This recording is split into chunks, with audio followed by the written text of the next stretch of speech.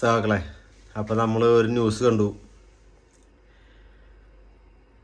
ക്ഷേമ പെൻഷൻ 1070 കോടി രൂപ പ്രഖ്യാപിച്ചു.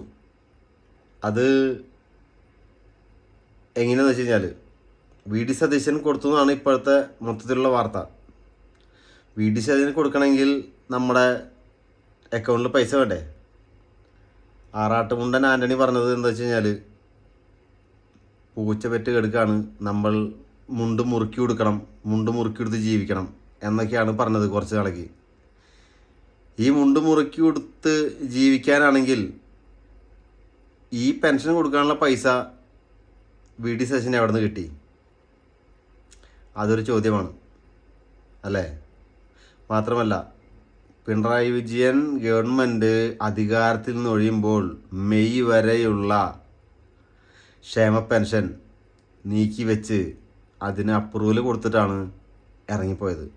അത് വി.ഡി. സതീശന് എടുത്തിട്ടാണ് കൊടുത്താൽ മതി, അത്രേ ഉള്ളൂ. ഇനി വരും കാലങ്ങളിൽ എങ്ങനെയാണ് പെൻഷൻ്റെ കാര്യം എന്നുള്ളത് നമുക്ക് കണ്ടറിയാം. ഓക്കെ, അപ്പോൾ പിണറായി ഇത്ര നാൾ കേരളത്തെ ചേർത്ത് പിടിച്ച, അല്ലെങ്കിൽ കേരള ജനതയെ ചേർത്ത് പിടിച്ച പിണറായി വിജയന് ഇനിയും 100 ചുവപ്പൻ അഭിവാദ്യങ്ങൾ. ലാൽ സലാം.